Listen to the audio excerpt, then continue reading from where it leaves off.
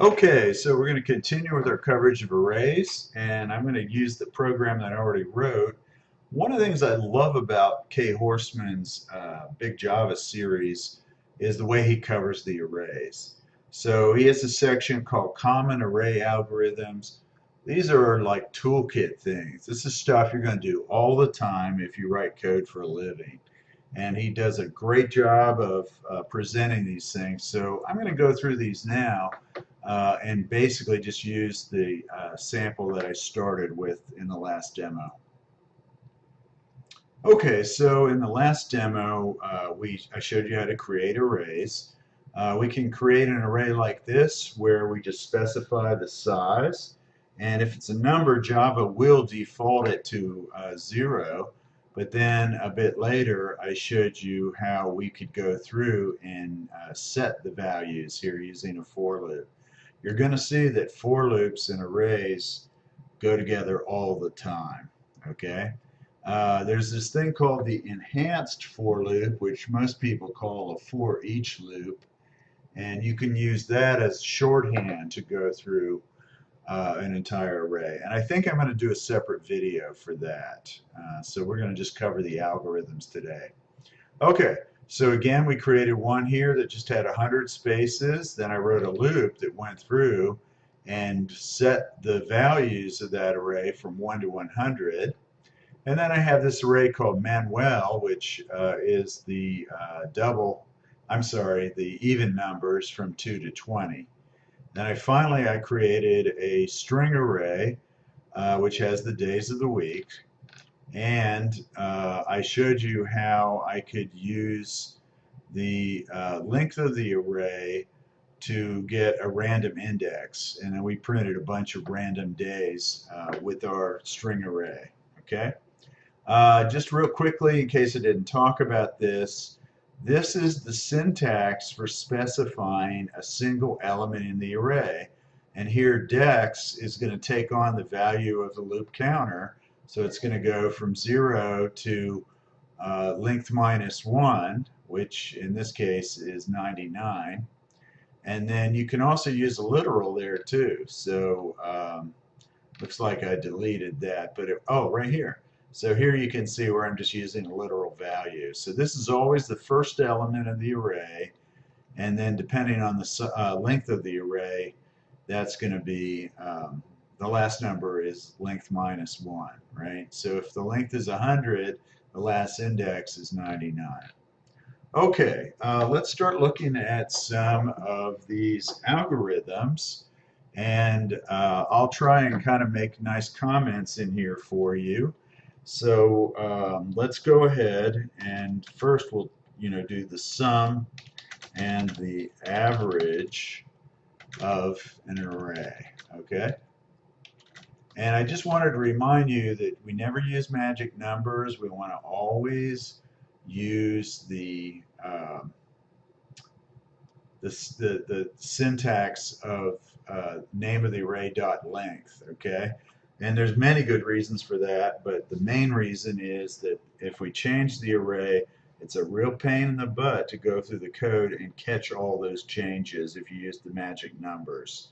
So you want to always do that. That's also the main reason that we use symbolic constants, is it's easy to change a value one time at the top of the program code instead of using an editor and searching through it.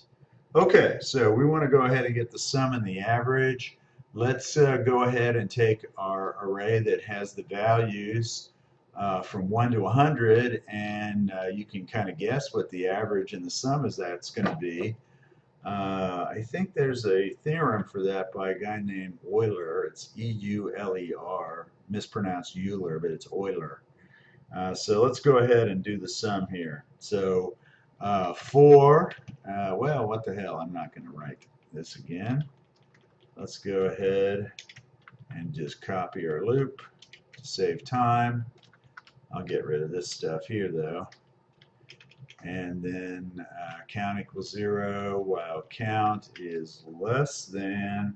And so this is, what did I call that array there? Int values, I think, or something like that. Where is that? Int values, okay. So int value, oops, values dot length. There it is. Okay. So what I got is a loop that goes through each array.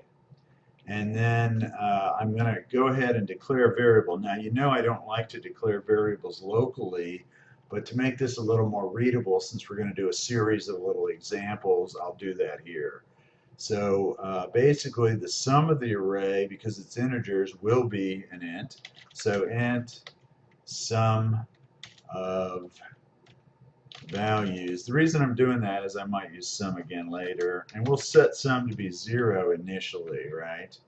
And then let's go ahead, and now an average might not be an integer because it's generated by division, so we'll have to make that a double. So double average of values, and I'll make that 0, 2 initially. That's going to be assigned, of course. And then I don't really need a variable for the number of values. Why? Because that's the length of their values array. So I'll use that to do the calculation. Okay, so sum of values, and we might have called that total, but it's basically the sum of all the values. So here in the loop, I just say sum of values equals sum of values plus int values, and then square brackets, and then we'll use my counting variable CNT. Okay? And it always helps if you can type. You can tell that I'm a crappy typer, especially when I'm tired. And so here we go. All right, now let's just look at this. Count is going to go from 0 to 1 minus the length. That's going to be from 0 to 99 with this. And then what it's going to do is it's going to add the value of each individual element in the array to this variable called sum. Now, I'm actually not going to use that. I wrote it out longhand so you'd understand. But I want you to get in the habit of trying to use the Java shortcuts. So this is going to be sum of values plus equal this.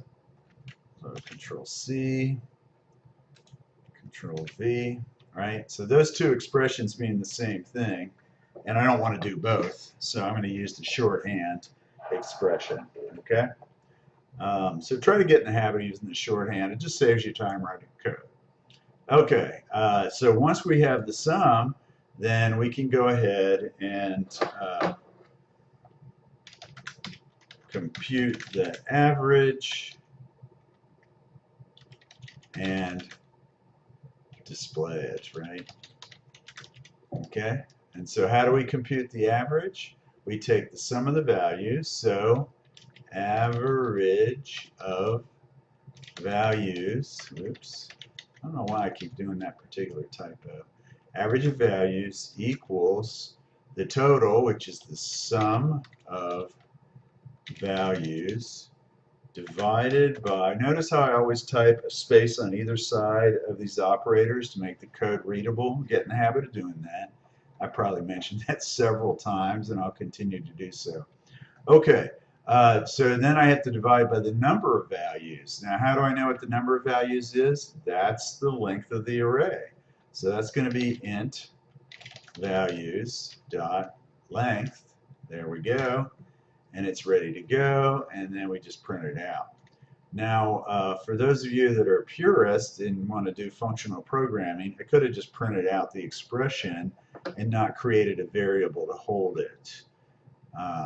And I'm not sure that, that's probably clear to use the intermediate variable.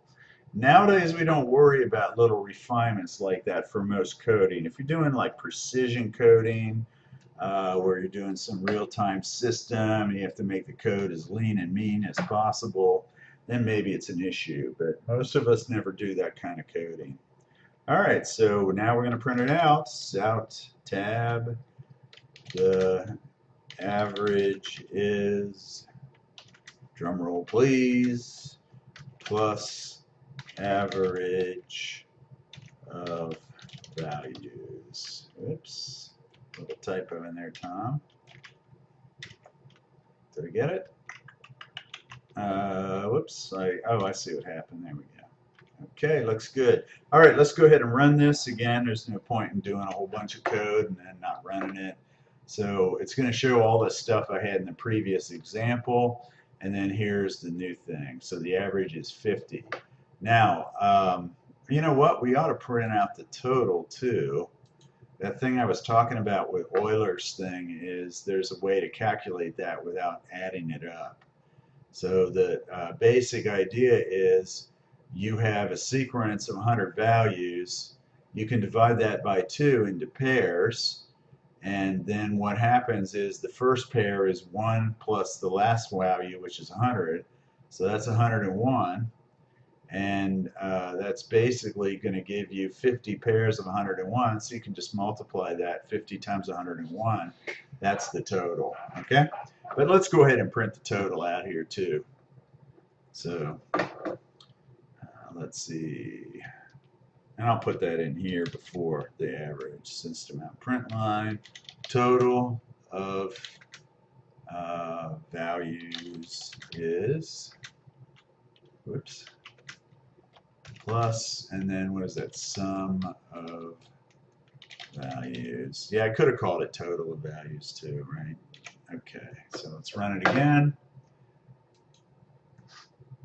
50-50. Hey, I think I actually remembered Euler's theorem, so I'm real proud of myself. I'm usually not real sharp on the mathematics stuff. I'm more of a linguist than a mathematician, and I find that people that do code kind of fall into those two categories. My mentors that taught me computer science were all mathematicians. They were far better at it than me. But occasionally I've met people like myself who are more linguistically inclined and look at writing code as a language. So I think that's kind of cool.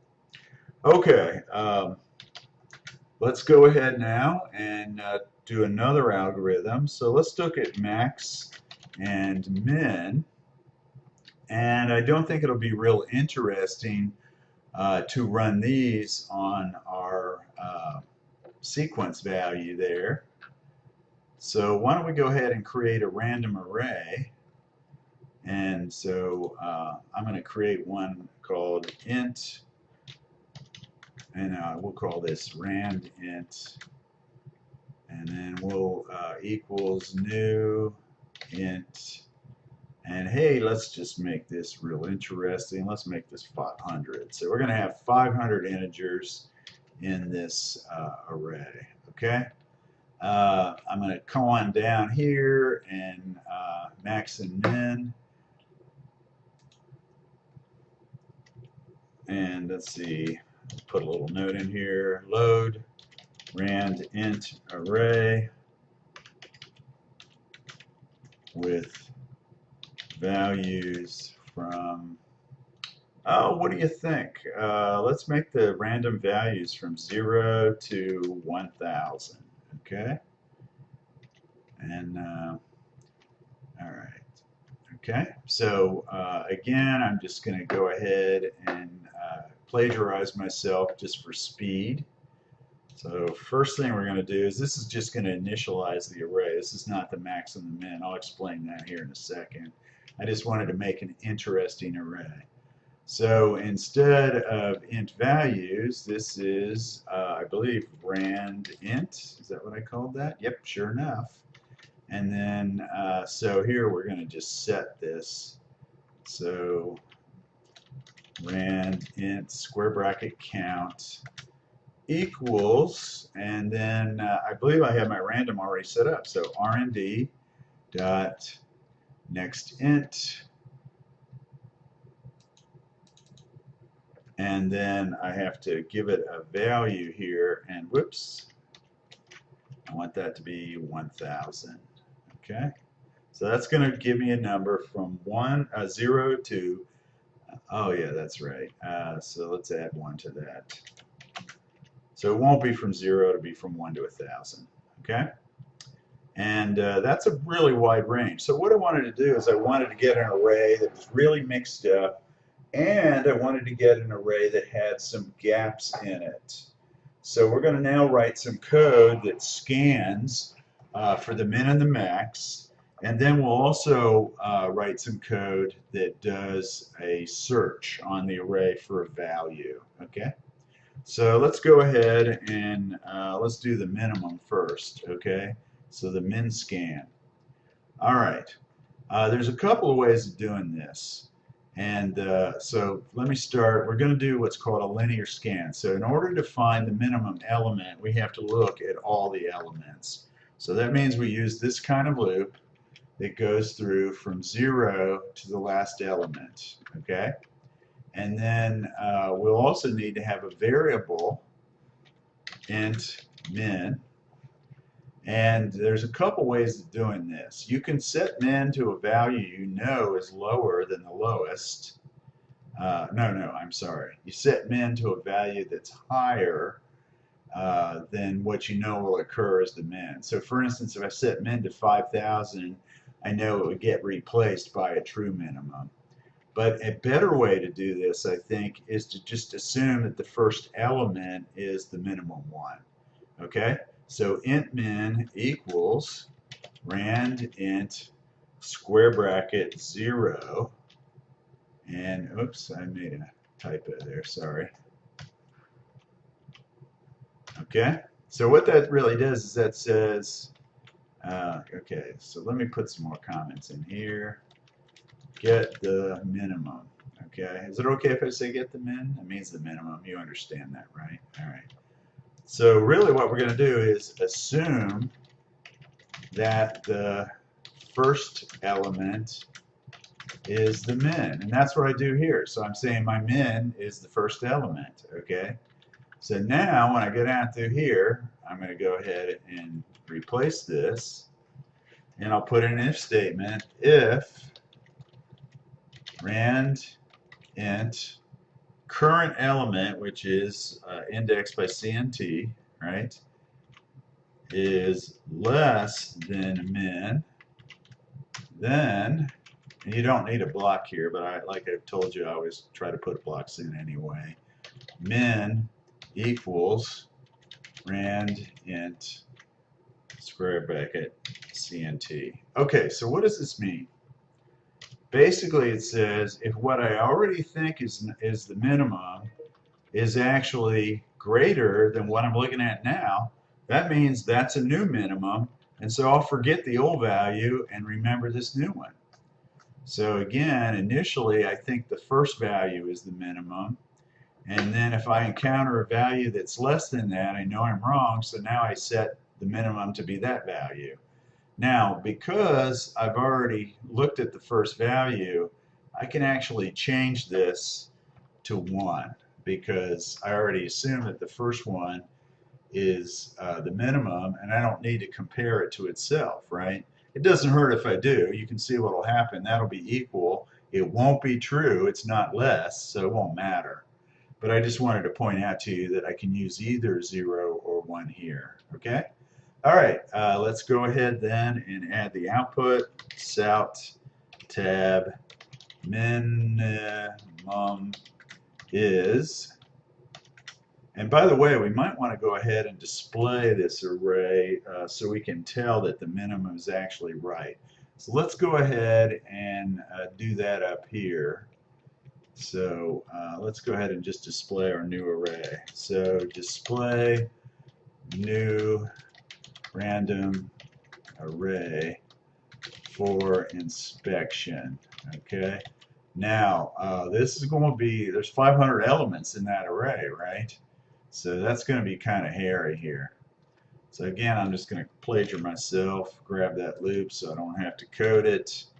And this is just going to all change to sout tab, and then actually here I'm going to use the printf again, and let's see now, the values are 1,000, so let's go ahead and do this, and I'll show you something. It's a little trick here. So if system out print line, okay, so I'm sorry, print f. So this is going to be a percentage. These are integers, so the D. And then let's go ahead and it could be, I'd say 5. So I could have a 4-digit number here. And so if I use 5 for my field width, that'll probably work out okay.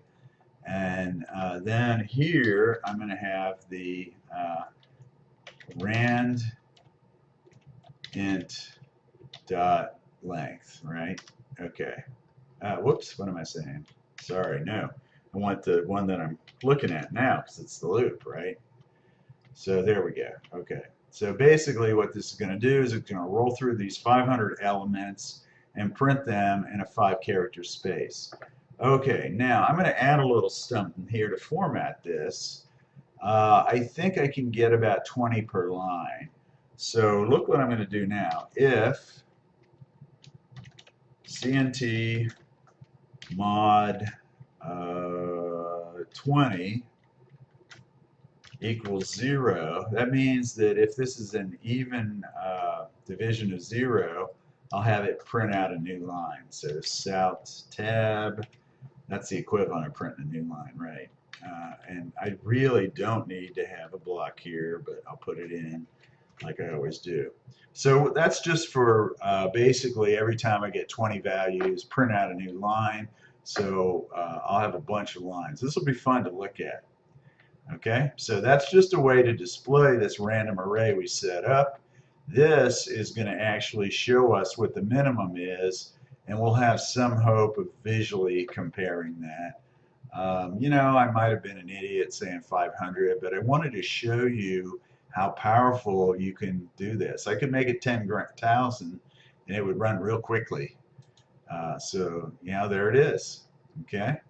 And, you know, I can see right off that I can make it look a little prettier. Let's go ahead and put a new line in there on the minimum line. So let's put a new line right here with the special new line character. Run it again. By the way, it'll be different every time because these are random on it. Okay, so there you go.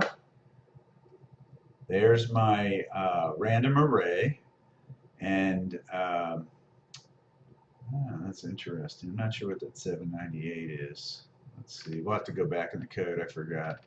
And then the minimum is, oh, that's weird.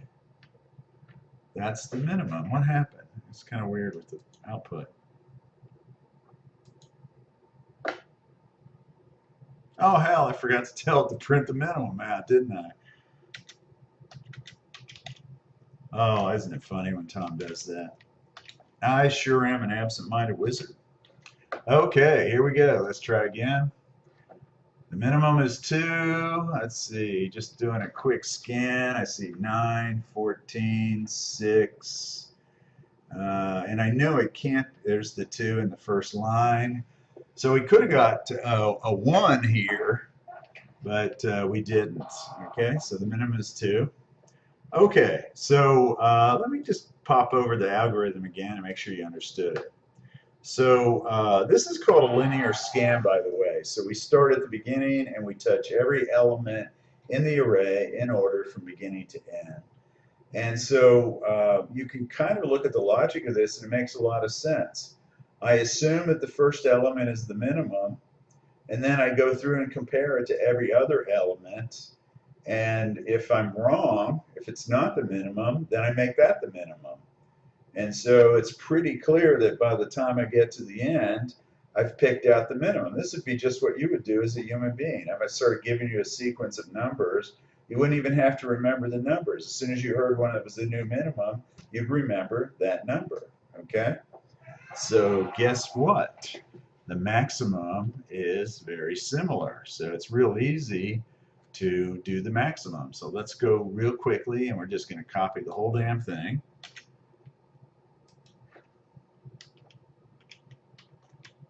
Oops. I don't know what. Damn that beans. There we go. And now I'm just going to change some variable names really quick. And we're going to work the same way. So we'll assume that the first element is the max. And then now we'll see if this is greater than the max,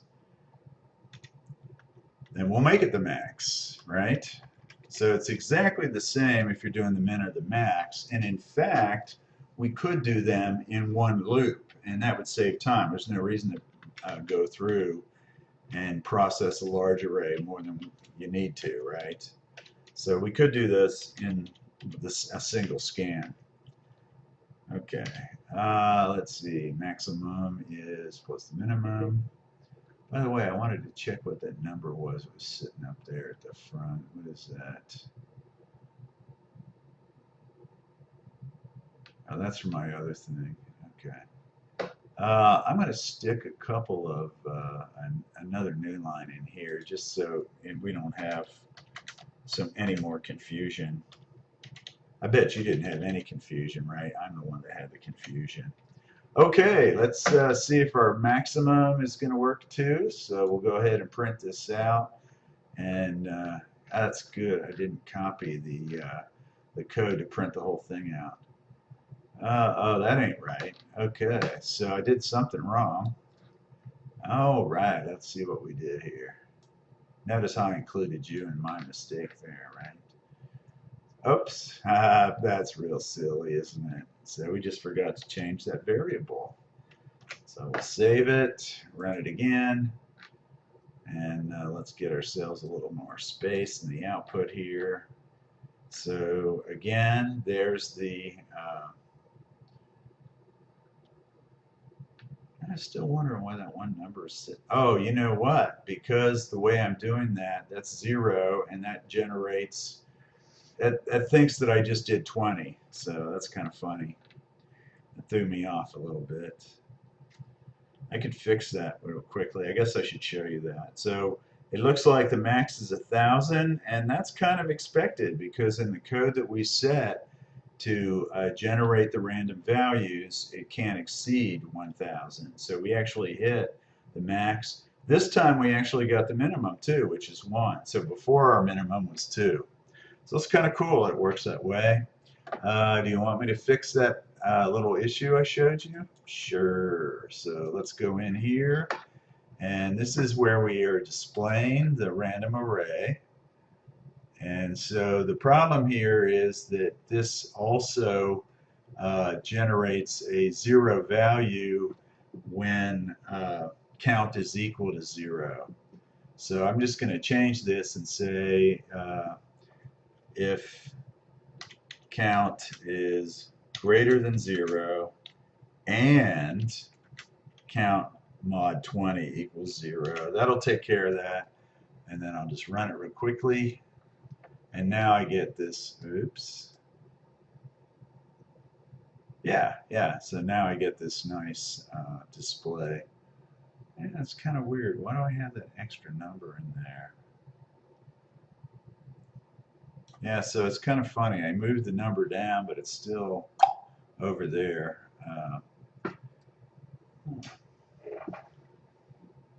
I could think about that, but I'm too tired.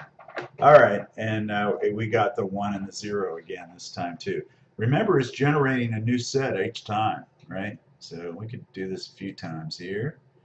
And that time we got 4 and 996. It's kind of interesting. It's like both ends were a little less. So we're 4 in from the lowest and kind of 4 in from the top. Sort of suggestive. Okay. So min-max scanning, that's pretty common. I already showed you how to do the sum and the average. Let's do our linear search. Where am I at in my time here? That's about 30 minutes. Okay, I'll do the search on a different video for you. So I'll go ahead and end this. What do I always say? Code on, dude.